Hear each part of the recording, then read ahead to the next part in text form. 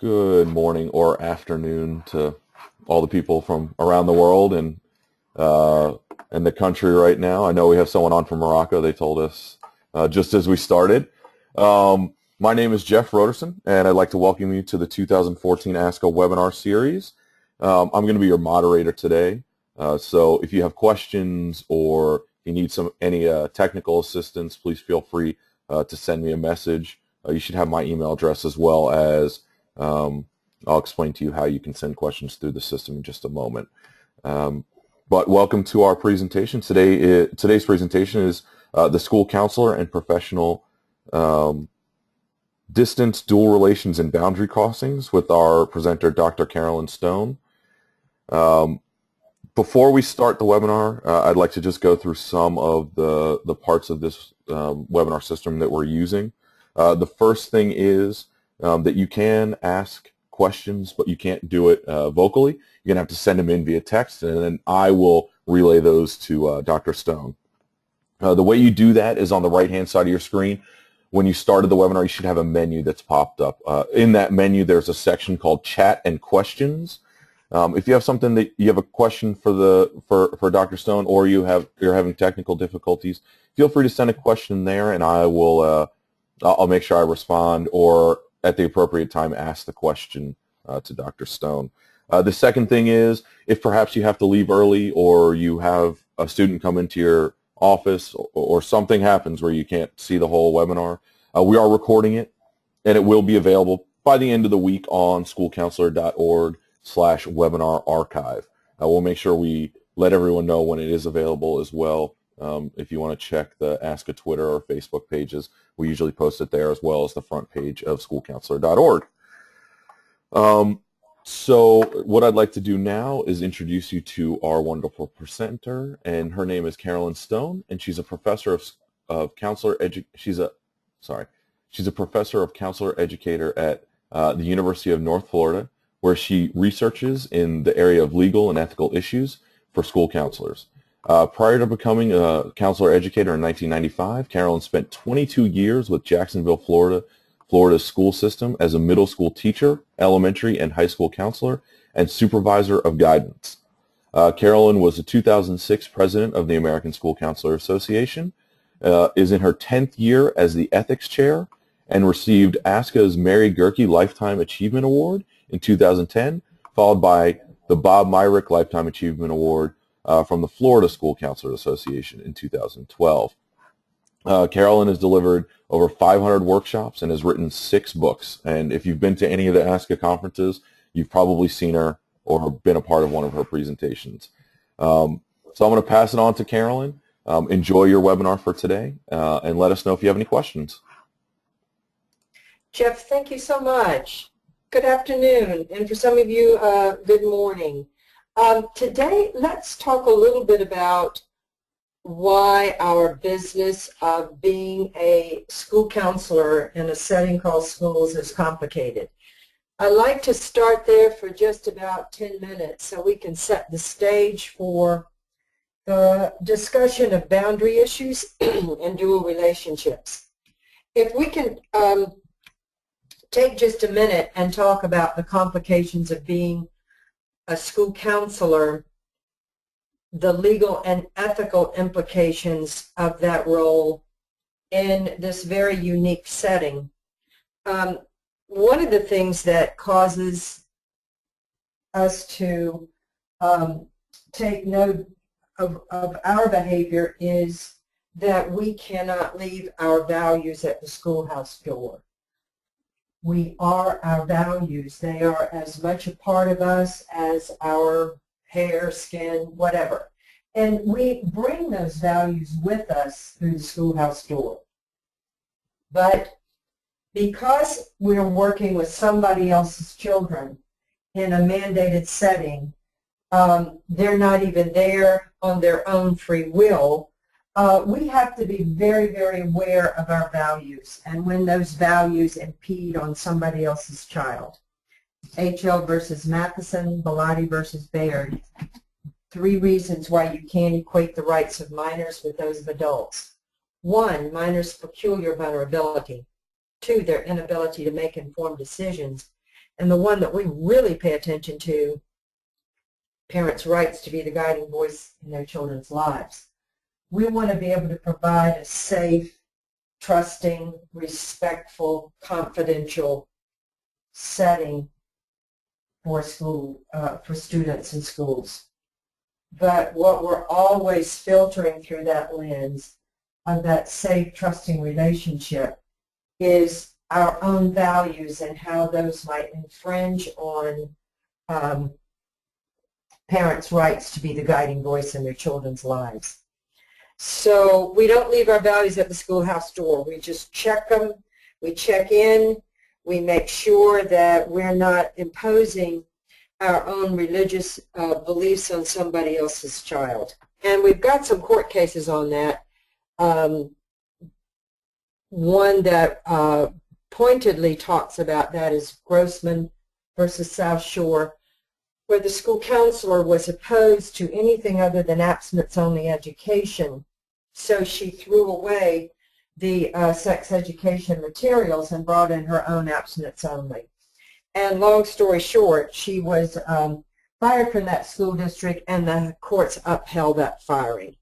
So yes, we're entitled to our own values, but we have to be that person who can affirm every student that we see, even if our values tell us that we're opposed to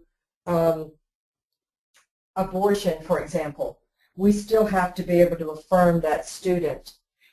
We have to be able to affirm all students, even if we're not affirming behavior. So counselors' values complicate our world. What else complicates our world?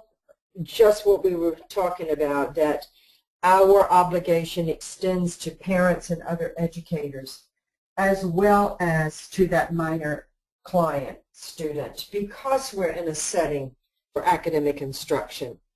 What else complicates our world? Minors' developmental and chronological levels. Some of you on this call are probably middle school counselors. If I ask you what the developmental levels are of your students, you probably could not answer that other than to say all over the place. Depends on the hour of the day of the week, pre, post lunch. It's very hard for us in school counseling to, first of all, because we have so many clients, we may or may not have a true grasp on a child's developmental level.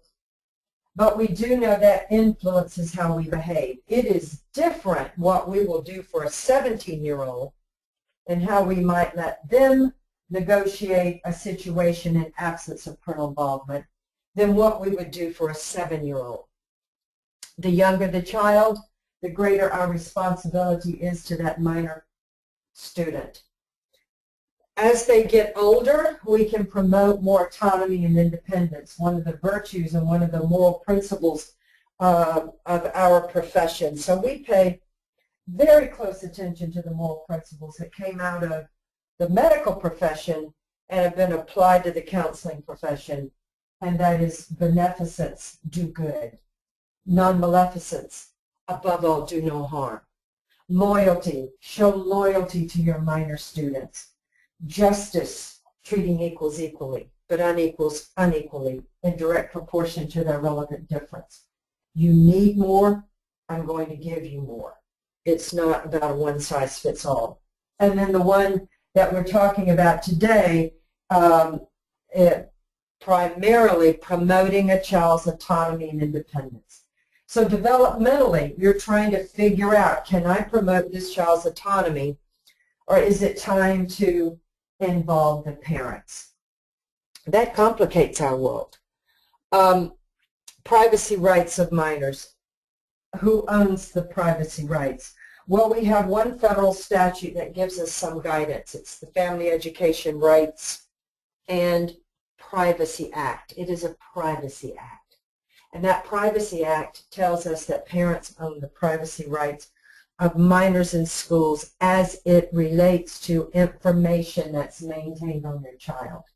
So in a large way, this also influences what we do, because we have, in absence of any other statute, We tend to draw our line from FERPA to influence our behavior, and it's not that we ever step on the trusting relationship.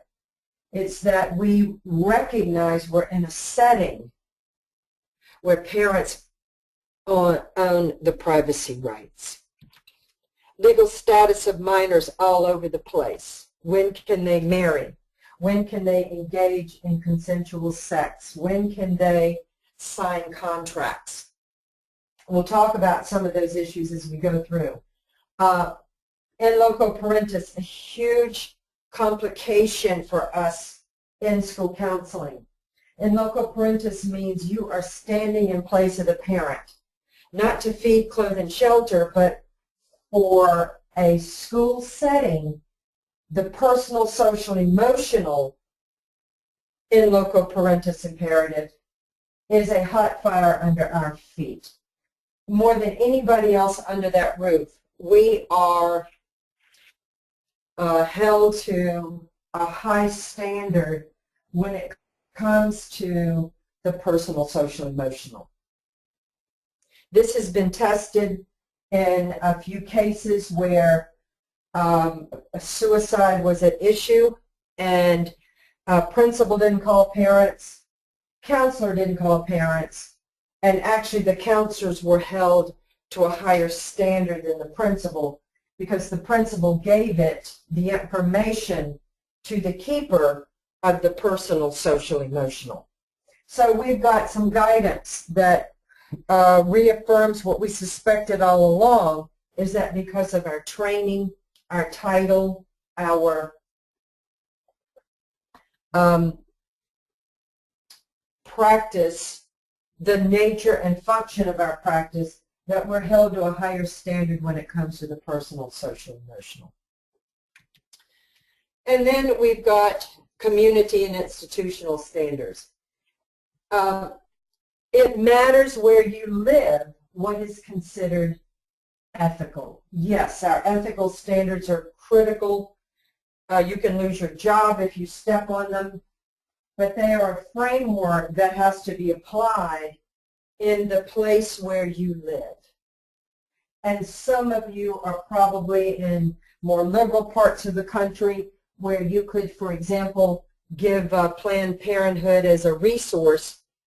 Others of you are in more conservative parts of the world where Planned Parenthood would not be a resource that you could share with a student. Some of you can hang a poster for the support group for GLBTQ students. Others of you would have a difficult time hanging that poster in your office. So it matters. It doesn't mean you stop trying to make sure that you can advantage your students. It just simply means that institutional standards and community standards do impact how we behave. It matters very much, your state statutes.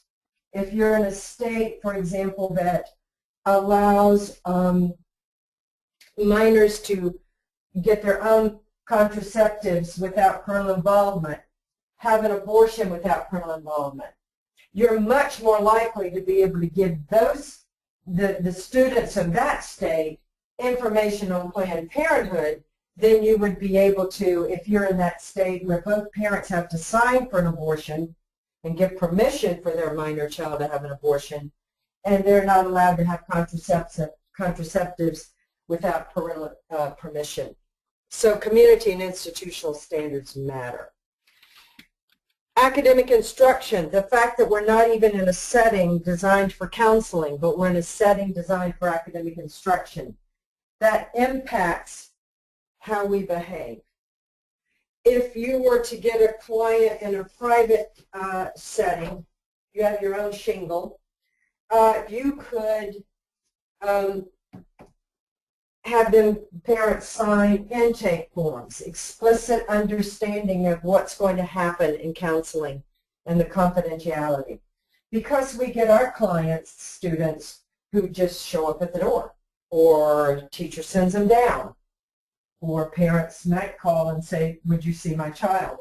It's a different way of getting a client, and it's a different setting. So that very much impacts how we behave in schools. We are not mental health therapists in schools. We're school counselors. So we come from a wellness approach, and our role is so diverse that to think of ourselves as being in a counseling setting is just not the case. We're in an academic setting. Then when you look at what else complicates our world, the trusting relationship. Sometimes it is a problem when you are trying so hard to keep the trusting relationship and your time is limited and your clients number in the hundreds. We do a masterful job in school counseling of adhering beautifully to the trusting relationship and showing loyalty to a student and working through on the least intrusive way to breach confidentiality when we need to. But it is still a problem when you have 570 clients and this student, you're worried they might be in danger, and you're not sure at this point, given the particulars of the situation, whether or not you need to call parents. And sometimes we have to shorten that time period of when we're going to wait and see. And we do so beautifully work in the least intrusive way on that continuum of breach where do you want to use my phone to call parents? Do you want to be here when I call your mom in? You know, that continuum of breach, we try to stay in the least intrusive way. But sometimes we know that even that's not possible. If we have a runaway and we're afraid they're in serious danger, we might even breach confidentiality without even giving them a heads up. Informed consent. That's when we give the limits of our confidentiality. And we no longer talk about our limits being clear, imminent danger. Our limits are different now. Those words, clear, imminent danger, were taken out of the ASCA codes in 2005, and they were taken out of the ASCA codes in 2010 and replaced with serious and foreseeable harm. So we know that a 7-year-old that we see doing something like smoking cigarettes might be, in our view, serious and foreseeable harm and a phone call to parents. Whereas that 17-year-old, we would use judgment in that, and that would probably not be a phone call to parents. So serious and foreseeable harm gives us a little more judgment piece. Clear, imminent danger implies that somebody is about to lose their life or be harmed in a grievous way. And that was too narrow a test for school counselors in a setting called schools. So it's serious and foreseeable harm. So opacity of laws and ethical codes. We know that our laws can give us great guidance. Sometimes they confuse us. The Attorney General for our state can share light on laws that are confusing, because usually laws get interpreted when they get broken. That's not exactly the position we want to find ourselves in. So we can do like California did. They asked their Attorney General, I think her name is Kamala Harris, if she would give a ruling on a statute about whether or not the California counselors had to call parents if a child was pregnant, because the statute was a little bit nebulous. It was a little too gray. Nature of school counseling. You are in a setting designed for academic instruction. Students are not there on their own free will. You're doing much more than just individual counseling. You're doing consulting, coordination of guidance, data-driven school counseling. So the nature and function of our jobs is very far-reaching and very different from if we were in a setting with just 30 clients for whom we're doing 50-minute sessions. And then standard of care.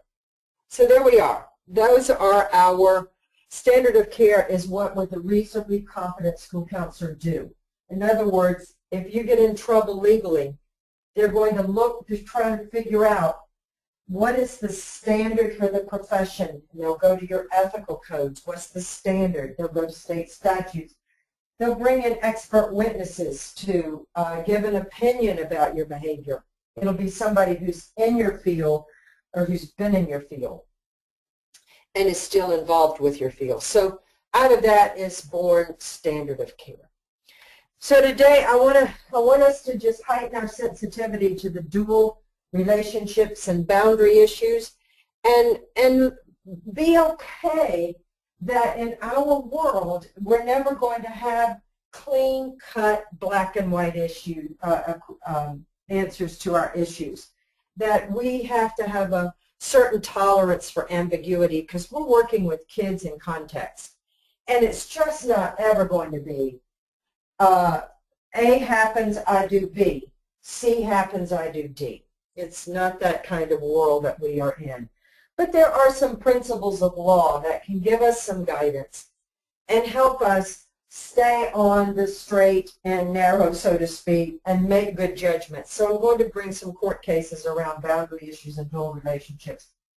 And then some of the cases we'll talk about today are just ethical. What do you think is best practice? So we have to have a tolerance for ambiguity. But our main purpose is to optimize our work with children and families. All right, so let's talk about Cedric. This is your first case, and I'd like for you to be thinking in terms of what you would do so you can vote. I have about 4 or 5 cases like this, and I give you a chance to vote, and nobody knows who voted how. I don't know who votes how. So don't worry about, this is just a way to get you to really think about what you would do. This first case, Cedric, a school counselor has been working with him. He's been a really tough problem at his school. People are, here comes Cedric. But you, as the school counselor, you've been a calming influence, and it is because of you that he's probably still hanging in there in school. He's not quite old enough to drop out, but he would have disappeared anyway if he had, because he doesn't really have anybody in his life that is a stable influence and would have seen that he went to school and did what he needed. So you are the calming influence in his life. He pops in whenever he's in one of those states where he's just a nervous wreck or he's anxious or somebody has made him angry.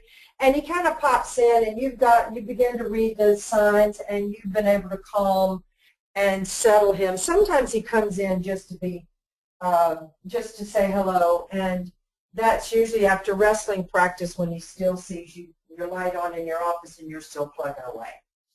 You check on him every so often if a week or 2 goes by and he hasn't popped in. His family life, he's never known his dad. His mother is an infrequent presence because of drug abuse, and he's in and out of foster care. But the good news is he's been able to stay in your school, so you've had him for 3 years now. He's a very talented wrestler, and this is his one healthy escape, it seems. Nobody in his family has ever seen him wrestle. You've decided you're going to go to his next match. It's 190 miles away, about a 3-hour drive. And it's 7 p.m. on Saturday night. You're going by yourself, not taking any family members or any other faculty. You're just going to ride up there, sit in the stands, cheer for Cedric, let him know you're there for him, and you're coming home immediately afterwards. No dinner together, none of that. Question for you, are you going? Jeff, can we put up the yes or the no? Are you going?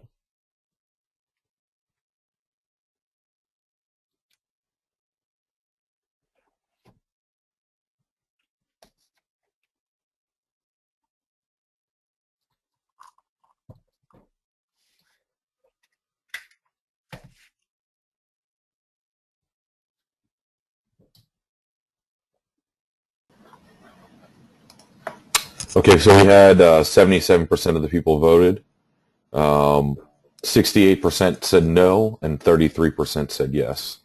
68 no. Okay.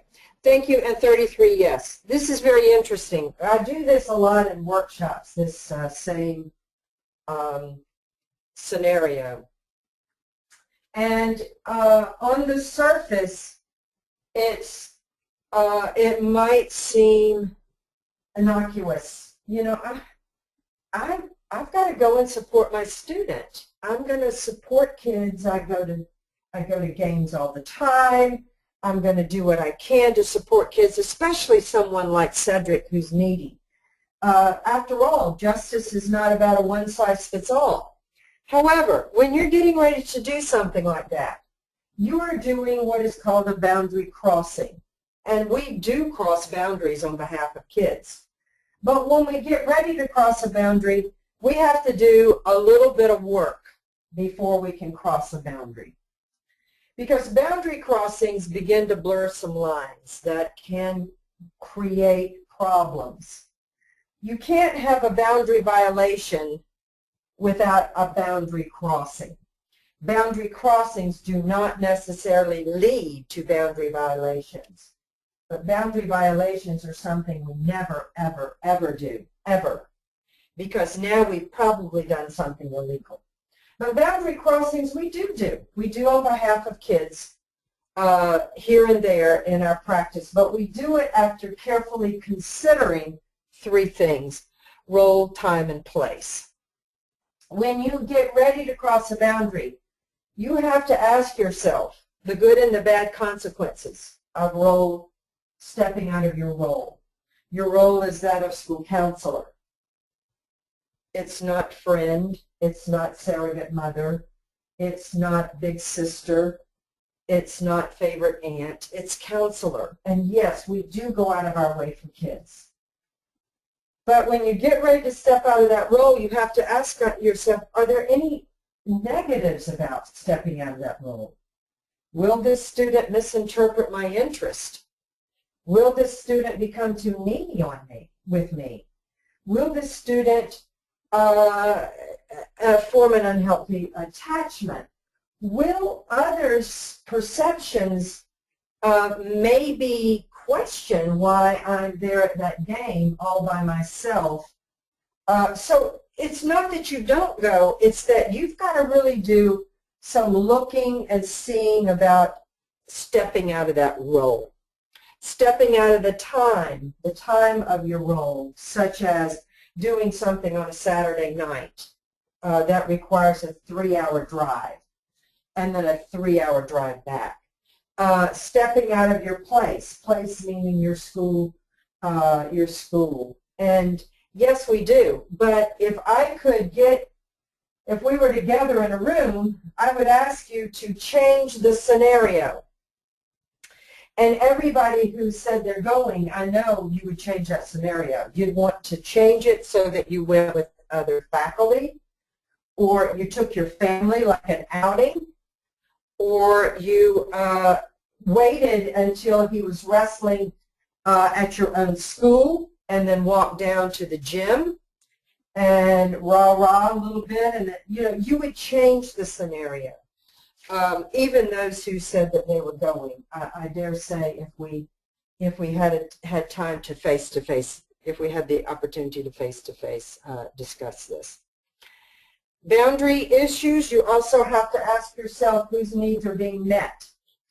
Am I meeting my own needs, or am I meeting the needs of this child? And it always has to be about the student. Yes, we do meet our needs by being a school counselor. We meet our needs by feeling like we're contributing for something, the greater good outside ourselves. But when you're starting to do something that different for one student, and we can do things that are different for one student, it's not a one-size-fits-all.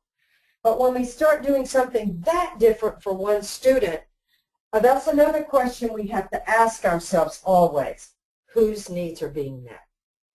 You don't have boundary violations without first doing little crossings. I served as a witness in a court case, and the counselor had sexually abused a student. And that's the boundary crossings were frequent,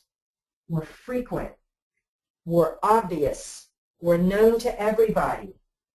But even when the crossings were way too much of a crossing, nobody reined her in. And what she was also doing is violating, crossing boundary violations and abusing this young man. So yeah, it's not that we don't go. It's that when you're getting ready to cross the boundary to that degree, do the homework about whether or not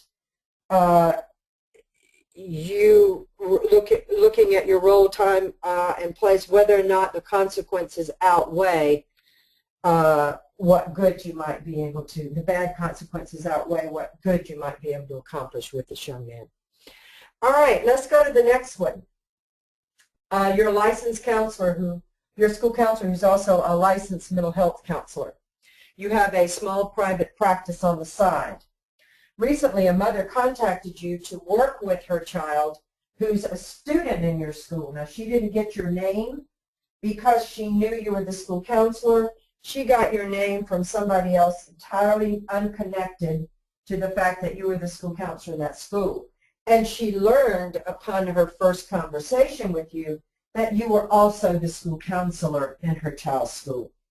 Question for you, can you still take on this child in private practice and receive monetary compensation for it? Can you still do that when it doesn't mean that it's on school time or school grounds or anything like that?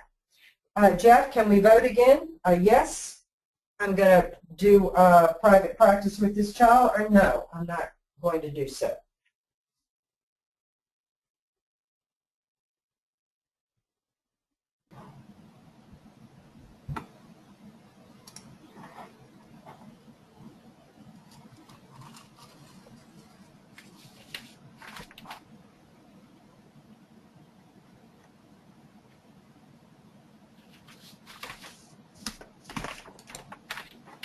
Okay, so 80% of those that are on have voted.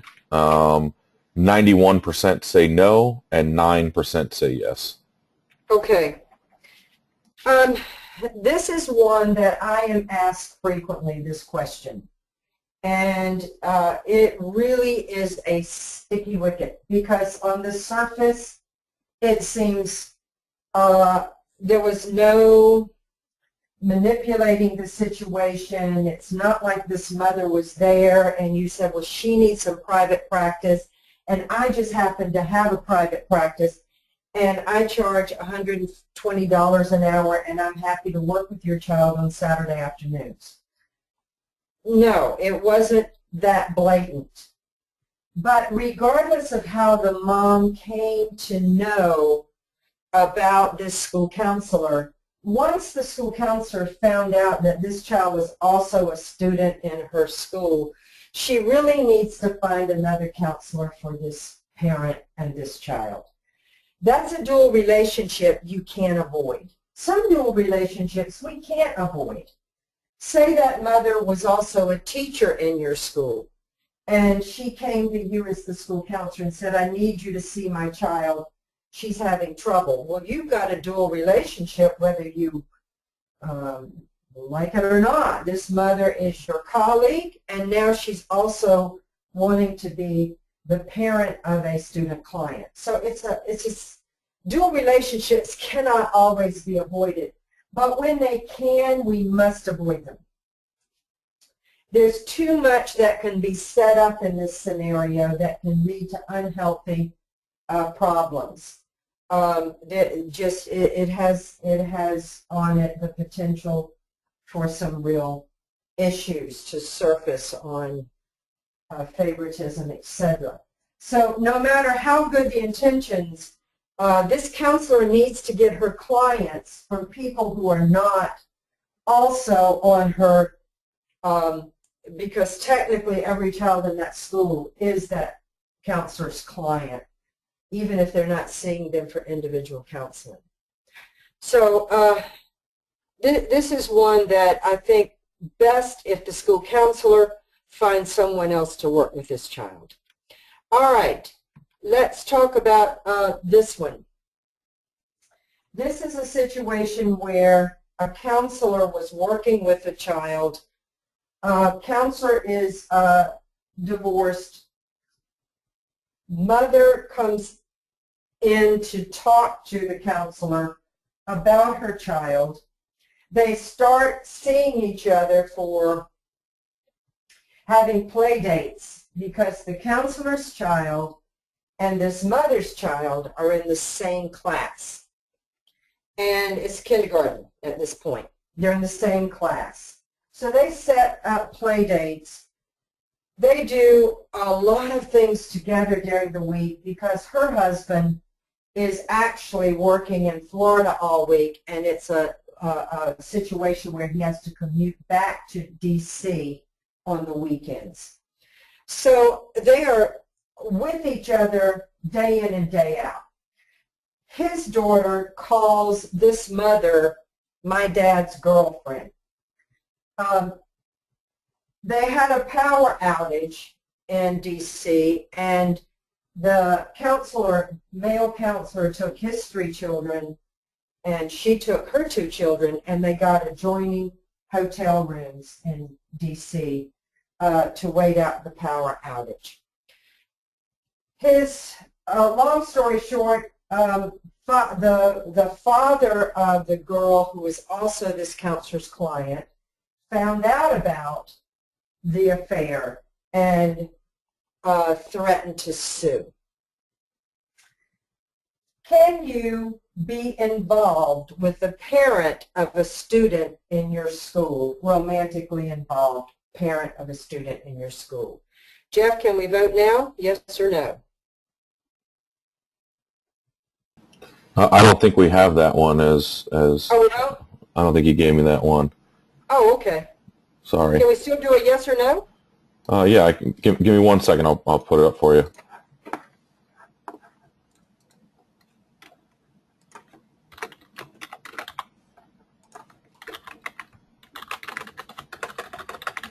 It's romantically involved.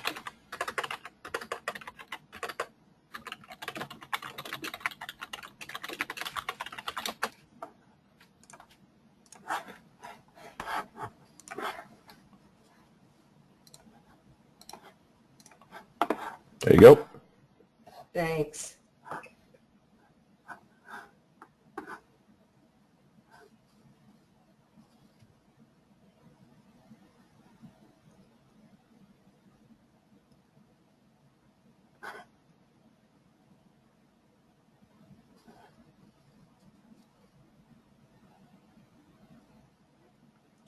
Okay, we had 75%, or now we're up to 80% have voted. It's 95% no, 5% yes. All right. This is one of those situations where a dual relationship exists because he was working with his child and met the mother after he started working with his child. And it's still a problem whether or not the relationship started before he started individually counseling this child, because again, anybody in your caseload in your school is technically a client of yours, because we're not just doing 30 clients therapeutic services. We cast a blanket around the entire school. So anyone in your caseload is technically a client. But what was doubly bad about this situation is that he was counseling this child, and that's when the romantic relationship started. This is a real case. It involved Sidwell Friends, which is a very affluent, it's a school where all the president's children go. Long history. The father, when he found out about the affair, sued for $10 million because he said his child, the confusion and the sadness that resulted from all of this that was happening with her mom, with her counselor, contribute to some emotional damage. So he sued for $10 million. I don't know what they settled for. It was not published, but they did. He did lose his job. So if you have a long relationship with someone and they want to send their child to your school, it's not that that is completely out of the question. It just means that you have to do everything you can to minimize the impact on the student, on the child. And you have to make sure that you take obvious steps to do that and keep everybody in the loop. For example, if you've got your own child in your high school where you're a counselor, it would be best, if possible, to make sure your child has another counselor instead of you. Those kinds of things where you let people know, you make it a very open situation. But what was bad about this situation is it was an affair. She was still married to the father of this client, the school counselor's client. So he had actually come between mom and a dad for his own client. It was just bad all the way around. There were no good situations in that particular case. But it can be something that, again, has to happen because dual relationships can't always be avoided. So that's the question you're asking yourself always with dual relationships. Can I avoid this? If I cannot, how do I minimize the negative impact on my minor client student? All right.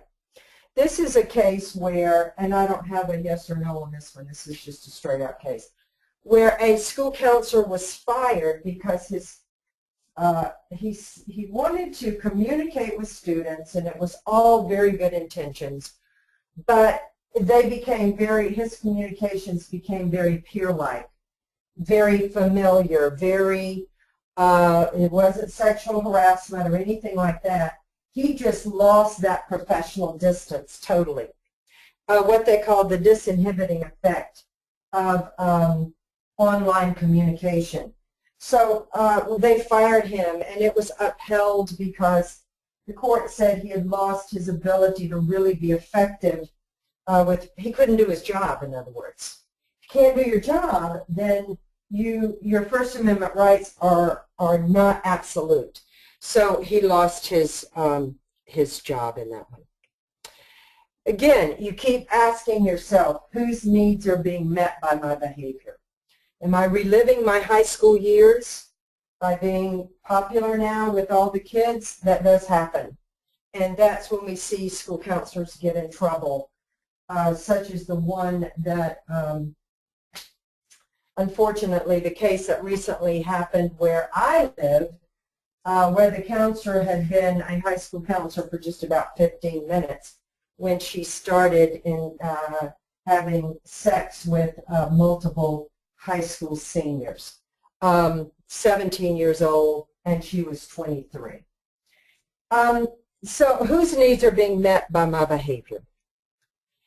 This was a case, the next one, Craig versus Rich Township High School District. This counselor wrote a book called It's Her Fault. And it's a self-help book to teach women how to be better sex partners. And, you know, how not to give the ick face and all kinds of very graphic descriptions of body parts and et cetera, et cetera. So he was fired by the school board. He received a letter from the school district stating that it had received concerns from a member of the school district community regarding the publication of his book. The letter added that he had violated the district's policies and procedures. It was a Chicago, it was in a Chicago school. The school board terminated Craig, citing his book entitled It's Her Fault, when unanimously voting to fire him. That they cited the reason to fire him was because of the book. Board president said Mr. Craig's conduct in this matter fell far short of our expectations and evoked outrage from me, members of the board, and many others of the district. Question for you. Can you write a book, even if it's not a popularly received book by the school board? Do your First Amendment rights allow you to write a book? Yes or no? Can we vote now, Jeff?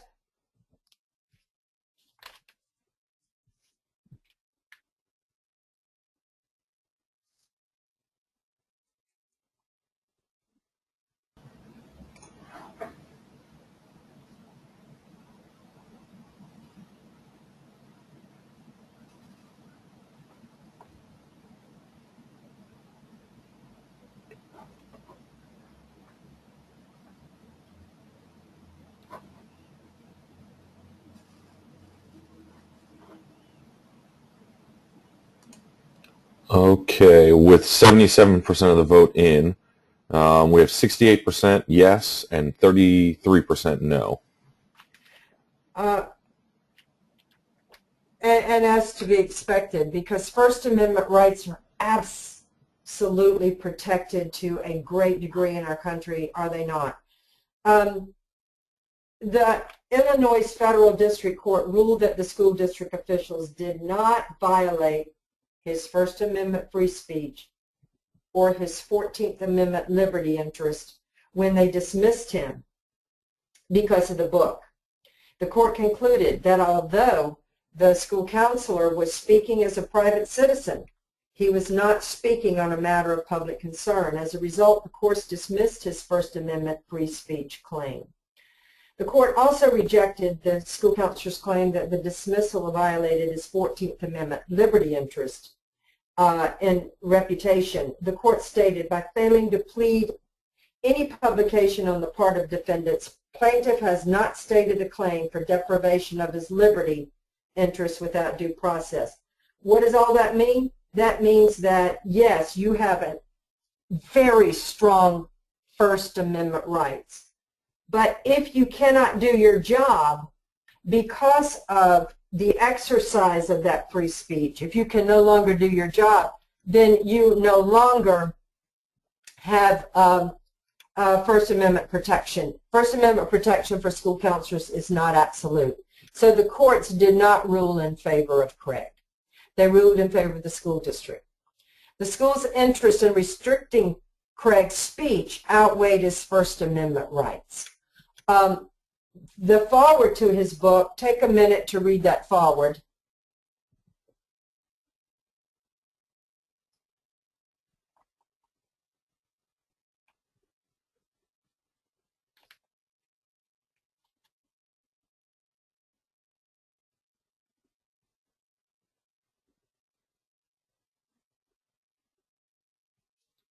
All right. The court said that female students would not feel comfortable coming in and talking to this counselor based on what he had written in this book, that they would be, in their words, loath to sit across from him and talk about any issues that they might need to bring to the counselor. All right, so your First Amendment rights are pretty strong, but they're not absolute. Next case, Tiffany Webb was a 37-year-old New York City counselor. She was fired for web pictures that she did in her late teens and early 20s when she was pursuing a modeling career. She was dismissed for conduct unbecoming a New York City employee. She fought back. Did she get her job back? Jeff, can we do a quick vote on that?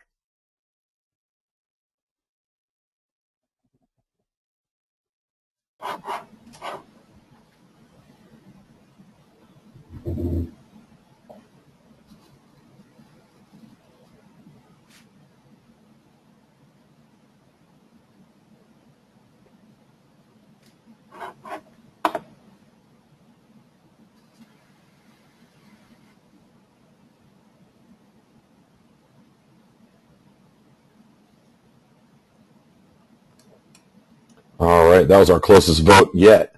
So 53% say yes, 47% say no. And not surprising that it was close. Thanks, Jeff. Because, first of all, this is New York City, and they're considered a more liberal part of the world. And their laws and the way that they treat minors is much more on the liberal end of the continuum. And the vote for this counselor was very, very close when she lost her job. The chancellor's, it was a 3-2 vote, I believe it was. Or, yeah, or it could have been a 2-1. Anyway, it was very, very close within one vote. And again, boundaries and dual relationships. Because you are a role model in a setting called schools, you are held to a different standard. You're held to a higher standard. Doesn't mean we agree with this or we don't agree with this, but the truth is she didn't get her job back.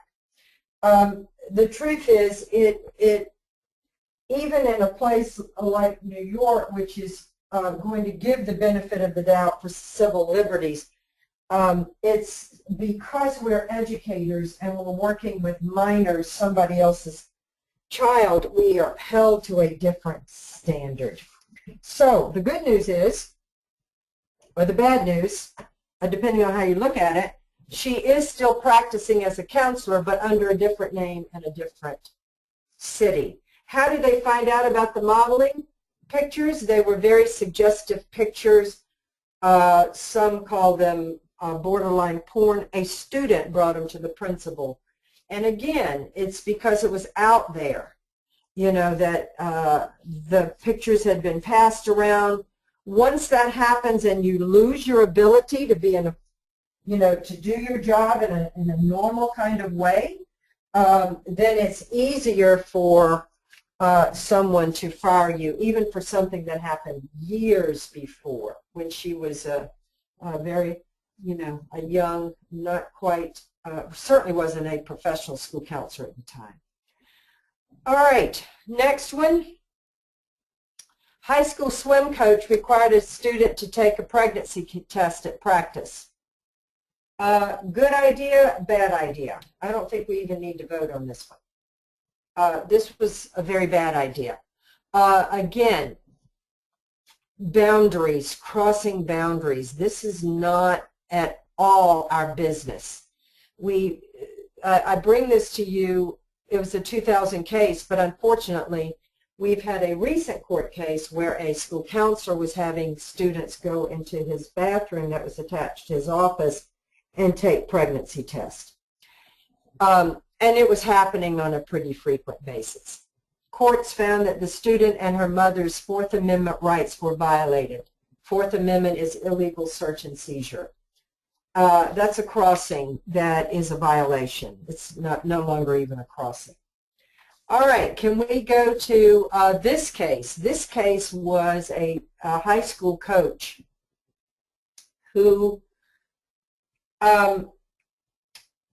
was the head football coach, and he was 32, I think, or 34.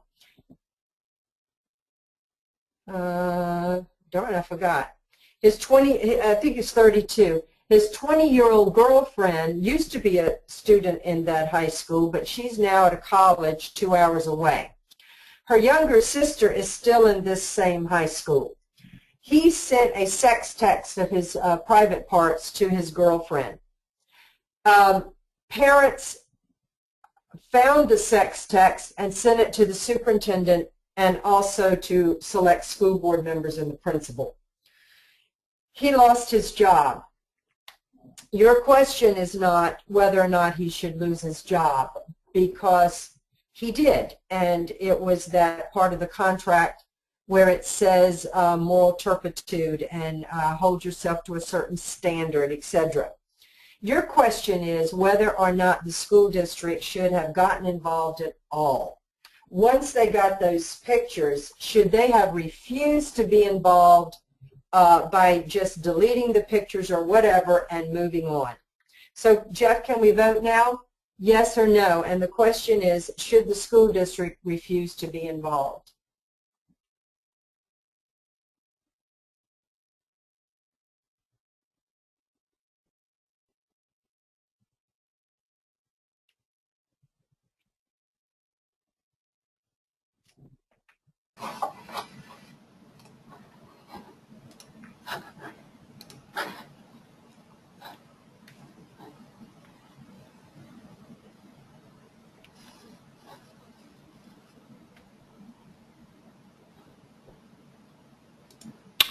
All right. For that one, we have 64% no, 36% yes.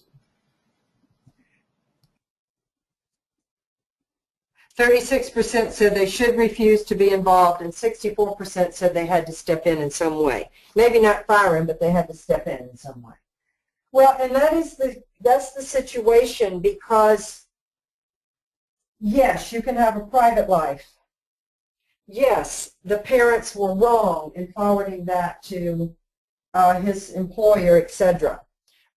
Yes, there's probably a great big backstory with this family about how this is not going to be a happy Thanksgiving where we're all going to sit down together.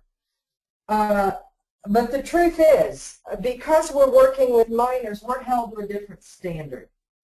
If this young man had been working as a longshoresman or stevedore unloading the docks in Jacksonville, it wouldn't have made the paper. But because he is in a high-profile position, a position of trust, somebody else's kids, the sister is still in the school, word gets around, it makes the sister, it impacts her equal access to an education.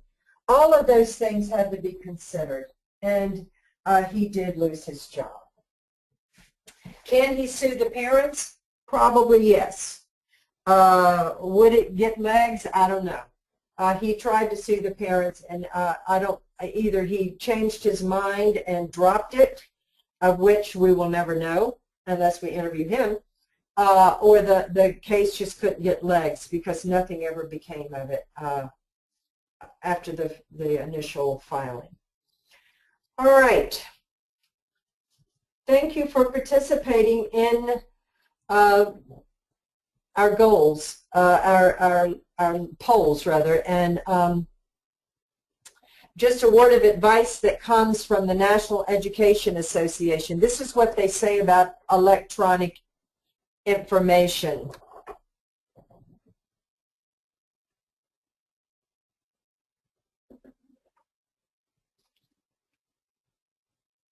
All right. So as a recap, professional distance, dual relationships. As a school counselor, we're held to a higher standard. Our ethical imperative is that we have to maintain professional distance with students and parents. That does not mean we are cold, disengaged, not warm. It just simply means that familiarity that we reserve for friends, co-workers, family members is not the kind of familiarity we provide with students. There's some professional distance that needs to be maintained. Professional distance is the appropriate closeness, or distance rather, that a school counselor engages in with a student and family. When professional distance is violated, dual relationships and boundary crossings are more likely to occur. Boundary violations happen if boundary crossings go too far. Dual relationships are a serious breach of ethics. So boundary crossings do not necessarily lead to violations. No, they do not. Cross boundaries when you need to on behalf of a kid. Don't keep your arms stiff-armed at arm's length. Do what you need to. Cross boundaries. Just remember, when you cross a boundary, you have to sift through the consequences. Will the good consequences outweigh the potential bad consequences of crossing that boundary? Professional distance and dual relationships can lead to impaired judgment, can promote inequity. Thus, the counselor who's also the private counselor of the child who's in her school too tricky for that inequity piece. Can lead to an abuse of a person's power and position, can lead to a breach of ethical codes. We're constantly reminding ourselves of the question that we need to ask, whose needs are being met? And our answer has to be that of our minor students. And that's it. Questions? We do have a couple questions already, but just to remind everyone, if you have questions, we'll probably only take up a few minutes because we're already at 1 o'clock, but we can go over a little bit. If you have questions, there's a section called Chat and Questions in your menu. You can send your questions in that way. We have a couple so far. The first one is from Maria, and Maria's question is, which school staff has rights to in loco parentis?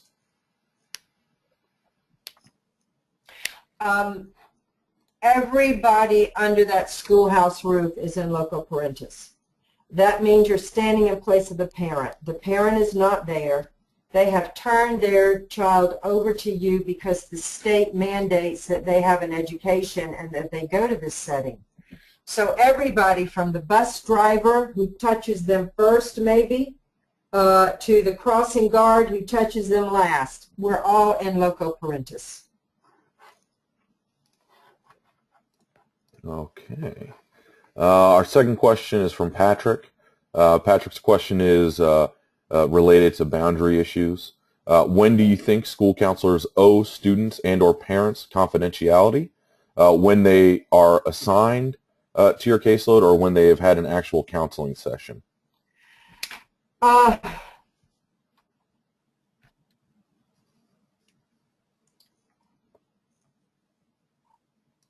I think the question is, when does your confidentiality imperative start with the child? When I had the A through DEs as a high school counselor, did that confidentiality imperative start the minute I got my list of A through DEs when they told me this is your caseload? Or did it start when that child whose last name was Davis came through my door? The confidentiality imperative starts, I believe, from the minute you're assigned that caseload. They're your clients. You owe them a level of trust and confidentiality.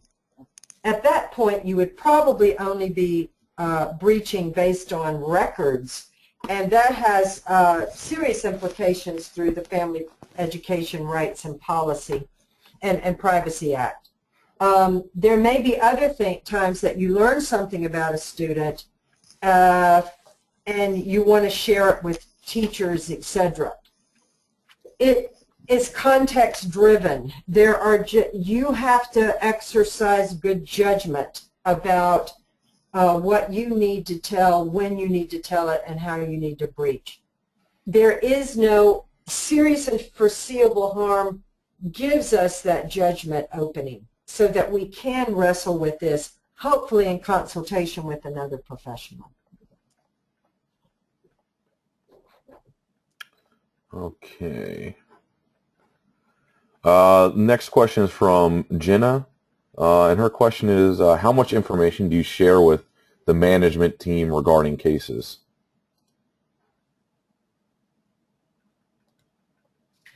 I believe that what we have is in school counseling is, for lack of a fancier name, I call it the need to know. What does this management team need to know in order to optimize this child's educational opportunities?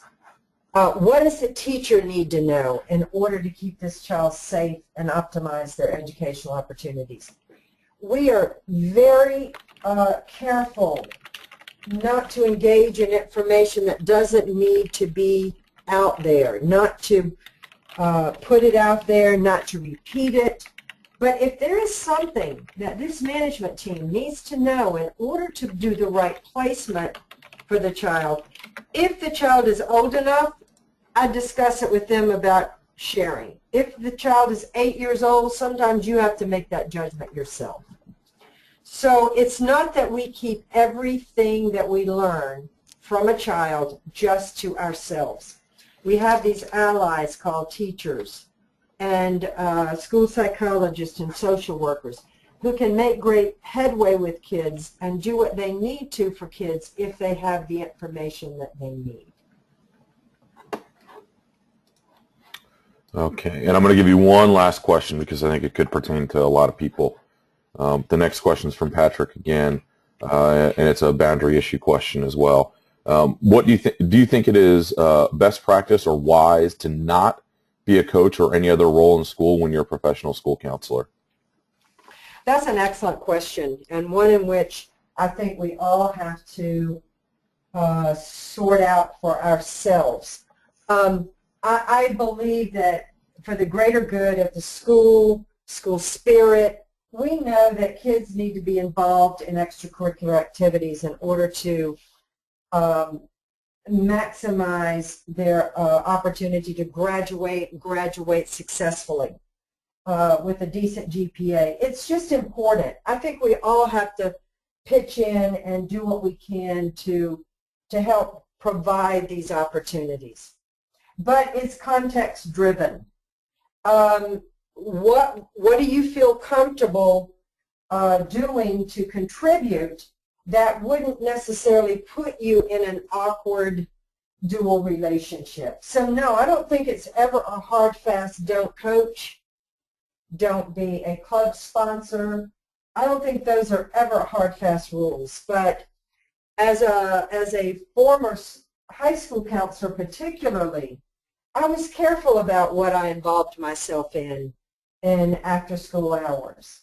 I wasn't comfortable involving myself in certain activities, but I did sponsor a club for foreign exchange students and foreign-born students and Americans who wanted to get to know international students. So for me, that was going to put me less in a difficult dual relationship, if a dual relationship at all.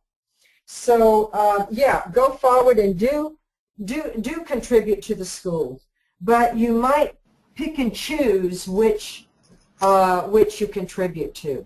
For example, whenever I've done in workshops the debate about driving 3 hours to the wrestling match, when I have flipped it and said and asked the men in the room, would you drive 3 hours alone to watch the cheerleading contest for a young lady in your caseload? Almost unanimously, they all say no. Again, leaving themselves too wide open for misperceptions about their intentions. So I think do go forward and do what you can to contribute for students, but weigh out which you feel comfortable with and which are going to minimize the impact of any negative impact on a student or students.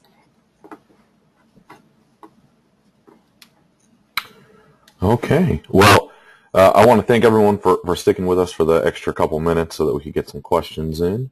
And thank everyone for joining us today. Hope we got good information. I know there was good information for me at least. Carol, did you have anything else you wanted to say to everyone? No, just lend my thanks also for being a part of this. I always enjoy these, and I hope that you will reach out if you have any particular questions.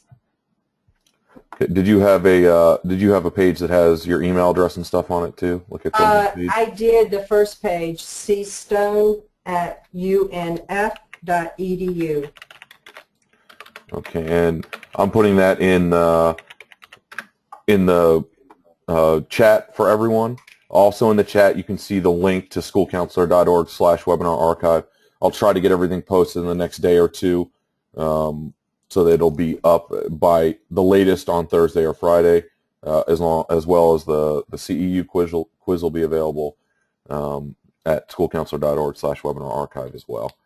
So thank you everyone for joining us again, and we look forward to seeing you on our next webinar. And thanks again to Carolyn Stone for another great presentation. Thank you, Jeff.